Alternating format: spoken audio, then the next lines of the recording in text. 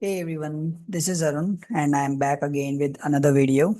So today I'm solving this question from textbook Introduction to Management Science. So this is a question number 25 and it says Georgia cabinet manufactures kitchen cabinets that are sold to local dealers throughout the Southeast.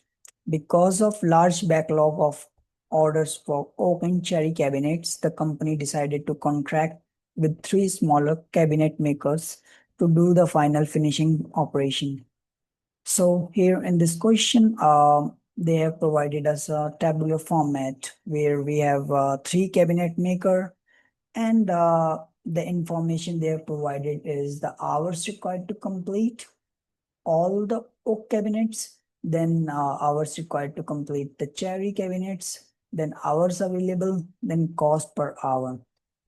So here they have defined the constants here, which we will be later on using in our Excel spreadsheet. And this is a part A for formulating a linear programming model that can be used to determine the percentage of the oak cabinets and the percentage of cherry cabinets. This one is our second part for solving the formulated part in A. Then they are asking the percentage of oak cabinets. Then this one is our part C and D and E. So in all, they have asked 5 parts for this question. So I already have solved this question using Excel solver. So let me show you how I did it. So these all are variables that I have derived from the question itself.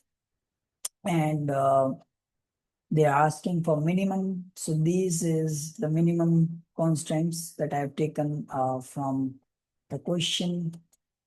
And I used O1, O2, O3 as the percentage of oak cabinets, which is for cabinet maker 1, 2, and 3.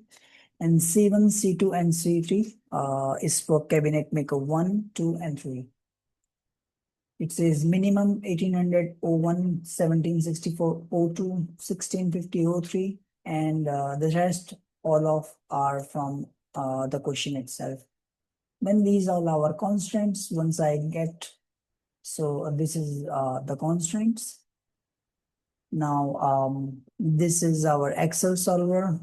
So as I discussed, this is our minimum values for the question that is studying. Then this is our decision variables O1, O2, and O3. So they are changing variables which I have used through Excel solver. And these all are the constraints from O to C3. This is our LHS, then RHS and sign, then minimum profit, and our total cost. Once I have used from the solver, I'm getting the answer 3672.5. Then this is for part B, then this is for part C, then this is for part D, and this is the solution for part E. As they mentioned, they have changed some constraints, so we used the changed constraints here, and this is our final solution.